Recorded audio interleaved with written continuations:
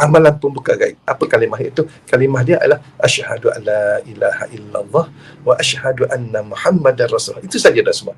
Asyhadu an la ilaha illallah wa asyhadu anna muhammadar rasulullah. Asyhadu an la ilaha illallah wa asyhadu anna muhammadar rasulullah. Sebanyak 300 kali. Sekaligus tuan tak kena baca. Tak ada pecah-pecahkan. Tak ada subuh sikit, zuhur sikit. Amalan itu tuan boleh baca bila-bila masa.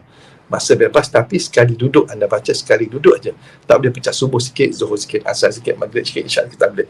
Anda duduk, anda baca sekaligus habis. Tak kira kalau anda baca siang pun boleh, nak baca malam pun boleh. Hari ni baca siang, besok baca malam, lusa baca petang, tulatlah baca pagi, tak apa, tak kisah. Kalau malam ni anda baca malam, besok anda baca pagi, subuh besok anda baca pagi pun dia tak ada masalah. Cuma sekali baca lah 300 kali. Saya tak berani berjamin.